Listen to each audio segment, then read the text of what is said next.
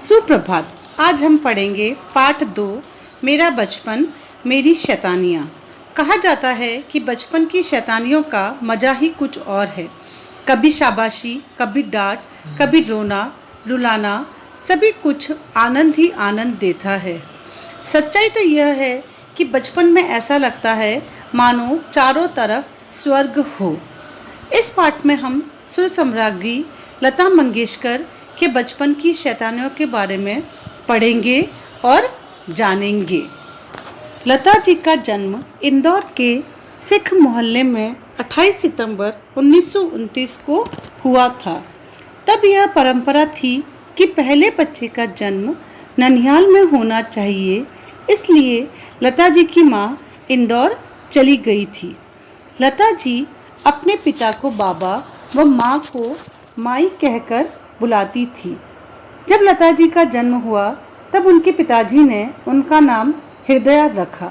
बाद में एक भाव बंधन नामक नाटक में बाबा ने लतिका नाम के चरित्र को अभिनीत किया और इससे प्रभावित होकर बाबा ने अपनी पुत्री का नाम हृदया से बदलकर लता रख दिया।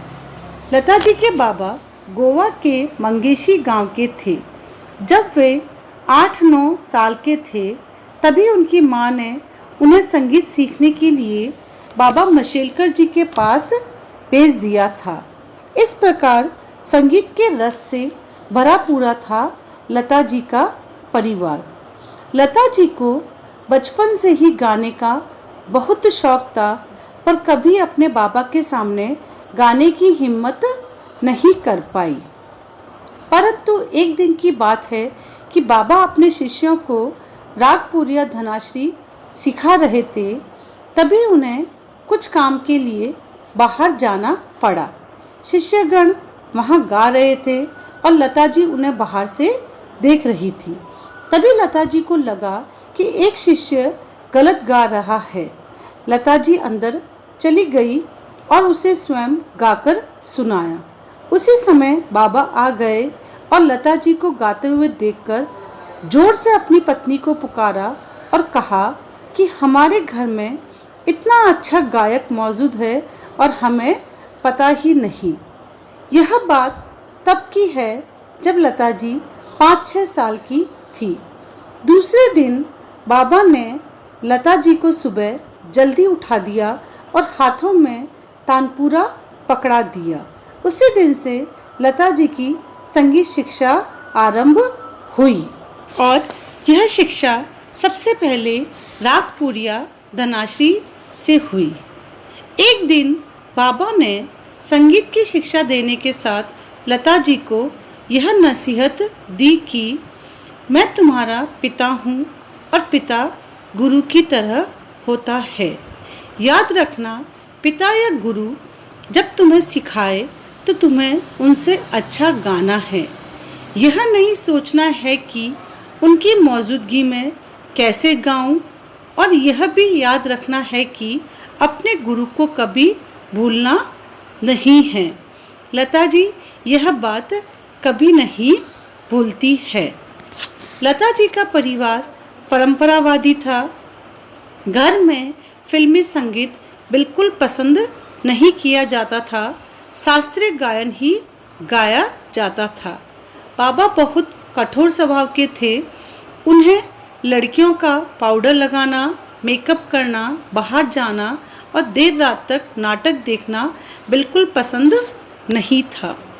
बाबा को फिल्में पसंद नहीं थी, इसलिए लता जी व उनकी तीनों बहनों को भी फिल्में देखने का मौका नहीं मिलता था। हाँ, कभी कभी कलकत्ता थिएटर की मालती पेंढारकर की मराठी फिल्में देखने का मौका मिल जाता था, क्योंकि उनका विषय वस्तु और संगीत अच्छा होता था।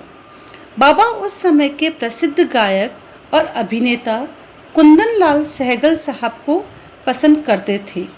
लता जी को सहगल साहब का गाना गाने की छूट थी, इसलिए लता जी उनका गाया गाना एक बंगला बने न्यारा गाया करती थी।